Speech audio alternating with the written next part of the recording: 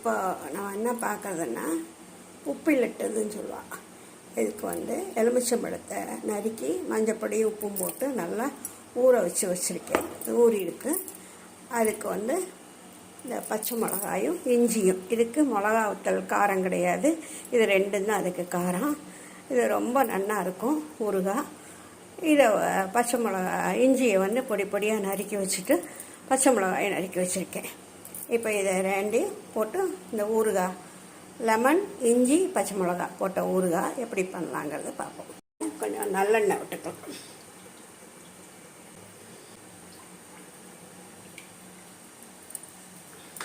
அந்த எண்ணெய் நல்லா எண்ணெய் காஞ்சாச்சு. கடுகு போடணும். கடுகு போட்டேன்.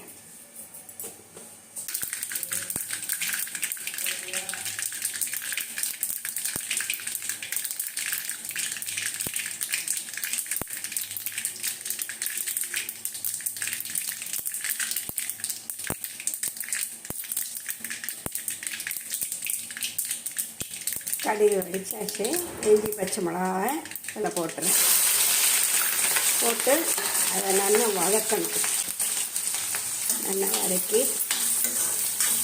எண்ணெயில் நல்லா வதங்கட்டும். வதங்கினதுக்கப்புறம் இது நல்லா இஞ்சியும் பச்சை மிளகாயும் நல்லா வதங்கியாச்சு. அதில் நல்லா 2 ஸ்பூன் வெந்தயப்பொடி, 2 ஸ்பூன் வெந்தயப்பொடி. ஏன்னா மஞ்சப்பொடி ஏற்கனவே எலுமிச்சங்காயில் போட்டிருக்கு. அதை போட்டுட்டு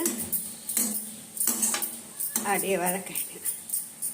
அவ்வளோதான், வதங்கியாச்சு. எடுத்து எலுமிச்சங்காயில் இதை போட்டுடலாம்.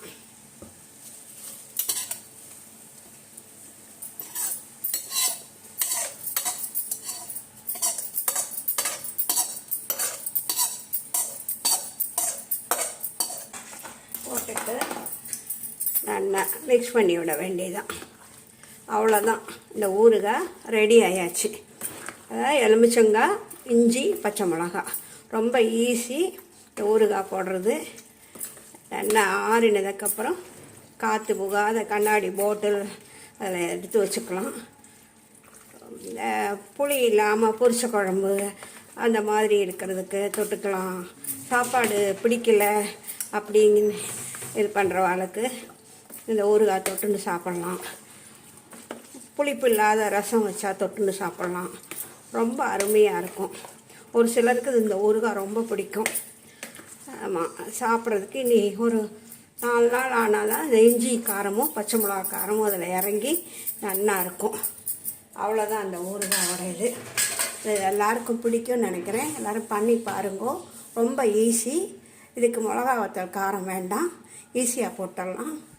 ஃபஸ்ட்டு எலுமிச்சம்பழத்தை நறுக்கி உப்பும் மஞ்சப்பொடியும் போட்டு ஊற வச்சுட்டு அதுக்கப்புறம் இஞ்சி பச்சை மிளகாய் போட்டு வதக்கி அதில் தாளித்து கொட்டி அதில் வதக்கி இதை போட வேண்டியதுதான். முடிஞ்சு போச்சு.